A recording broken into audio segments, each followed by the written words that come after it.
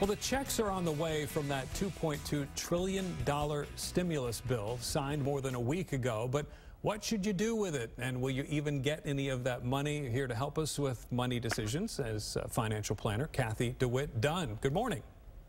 Good morning, Brandon. How are you today? I'm doing well. All right, so first off, who's actually eligible for this economic impact payment? You know, that's a great question. If we take a look at everybody, it's eligible taxpayers who paid their tax returns either in 2019 or 2018. They'll receive an economic payment up to $1,200 for individuals or $2,400 for married couples and up to $500 for each qualifying child. That's a lot of money.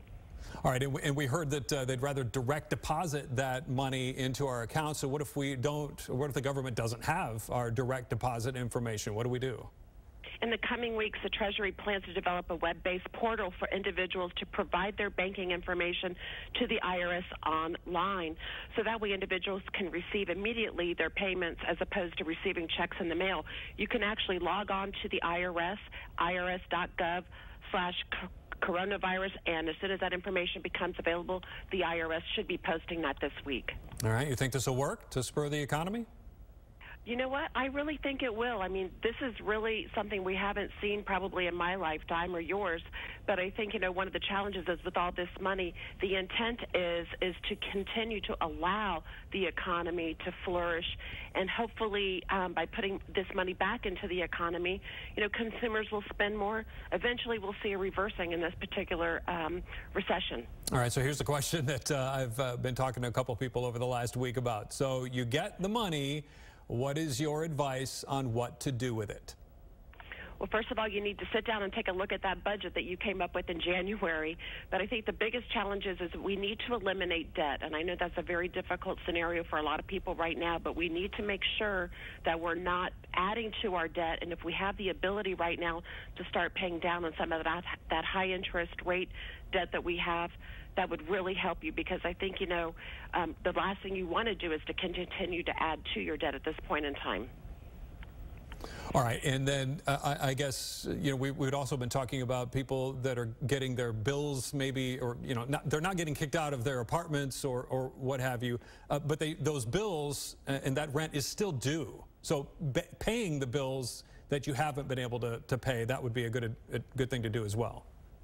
Yes, absolutely, and I think you could probably call and talk to your landlord and perhaps negotiate what that looks like for you, because evidently the governor's put an order in place where people can't be evicted right now. You know, but when you're looking at that, make sure that when you come out of this, you have an emergency fund too, because that's the one thing that's going to allow you going forward is if you can put some money back right now. So if we ever have anything quite like this again, you have money in savings. And a big one right now too, Brandon, is that even though we are seeing a lot of devastation in the economy, we need to still make sure that we're putting money back for retirement, because that's not like you're going to be able to turn around and go to the bank and finance your retirement later down the road. And people are quite concerned about their 401ks right now as well. Well, because it's been such a volatile week on Wall Street. Yeah, they're not looking good.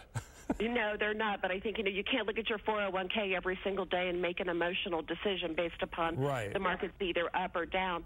So it's important, you know, when I work with my clients, we have a long-term plan in place so they don't have to worry about events like this. So you need to make sure you're working with your financial planner and you look at the long-range goal. You know, I'm 10 years from retirement or I'm 20 years out, and you just need to stick to that and not make emotional decisions based upon today the market's down 2,000 or the market's up 1,000, because we haven't, you know, I don't think that we've seen the beginning of what this is going to look like perhaps in the fall. So just stay the course, continue to put your money away, and work with a financial planner that you're comfortable with. Yeah, I know that after Hurricane Katrina, we saw as they were passing out debit cards, a lot of people heading out and buying DVD players. I mean, the bottom line here is when you get the money, be smart with it.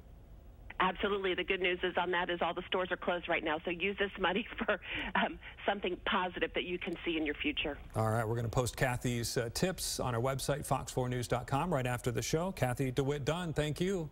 Thank you.